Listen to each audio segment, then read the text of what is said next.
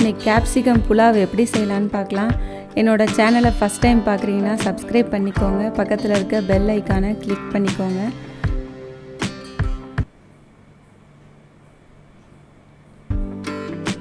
இதுக்கு தேவையான பொருள் வந்து ஒரு வெங்காயம், ஒரு குடமிளகாய்,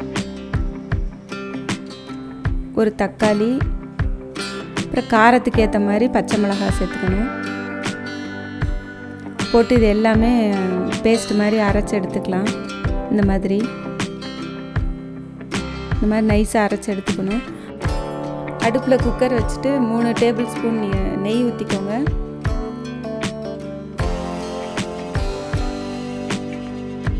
ஒரு டேபிள் ஸ்பூன் ஆயில் ஊற்றிக்கலாம். ஒரு பட்டை, ஒரு அன்னாச்சி பூ, 3 கிராம்பு, ஒரு ஜாதிபத்திரி, பிரிஞ்சி இலை இந்த மாதிரி உடச்சி போட்டுக்கோங்க. அதுக்கப்புறம் 2 வெங்காயம் இந்த மாதிரி பொடியாக கட் பண்ணி வச்சுருக்கேன், அதையும் அதோடு சேர்த்துடலாம். சேர்த்து நல்லா வதக்கி விடணும். அதுக்கப்புறம் 2 தக்காளி பொடியாக கட் பண்ணி வச்சுருக்கேன், அதையும் அதோடு சேர்த்துடலாம். சேர்த்து தக்காளி நல்லா குழஞ்சி வரணும்.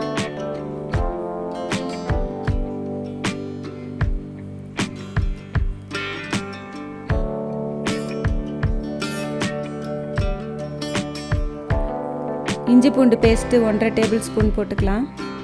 போட்டு அதில் இருக்க பச்சை ஸ்மெல்லாம் போகணும். அதனால் நல்லா வதக்கி விடணும்.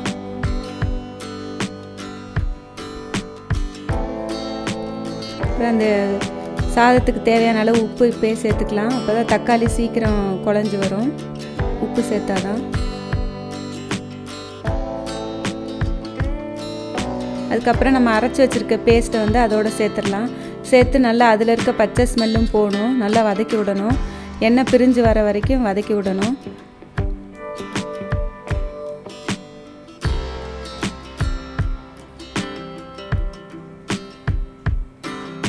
இதுக்கு மிளகாத்தூள்லாம் போடக்கூடாது, பச்சை மிளகாய் தான் காரம்.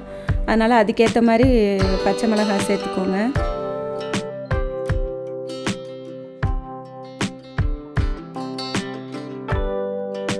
இந்த மாதிரி எண்ணெய் பிரிஞ்சு வரும். அப்புறம் 2 கேப்சிகம் வந்து இந்த மாதிரி கொஞ்சம் பெரிய பெரிய பீஸாக கட் பண்ணி வச்சுக்கோங்க. அதை அதோடு சேர்த்துடலாம்.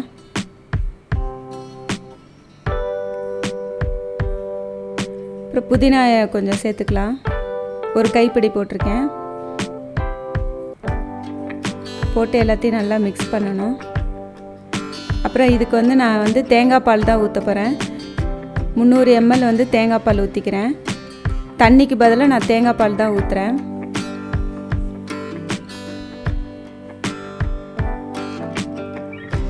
போட்டு எல்லாத்தையும் கலந்து விடணும். புலாவ் வந்து பாஸ்மதி அரிசியில் செஞ்சால் நல்லாயிருக்கும். அந்த ஸ்மெல்லு எல்லாமே நல்லாயிருக்கும். நான் 1/2 கிலோ பாஸ்மதி அரிசி எடுத்து ஒரு 10 நிமிஷம் ஊற வச்சு சுத்தம் பண்ணி வச்சுருக்கேன். அதை அதோடு சேர்த்துடலாம். சேர்த்துட்டு கலந்து விடணும். ரொம்ப போட்டு கலரக்கூடாது, அரிசி உடஞ்சிரும். குக்கர் மூடி போட்டு 15லேருந்து 20 நிமிஷம் வச்சு எடுத்தோம்னா ரெடி ஆயிரும். சாதத்துக்கு வந்து தண்ணி கரெக்டாக ஊற்றினோம்னா சாதம் வந்து குலையாமல் இந்த மாதிரி பொல பொலன்னு இருக்கும்.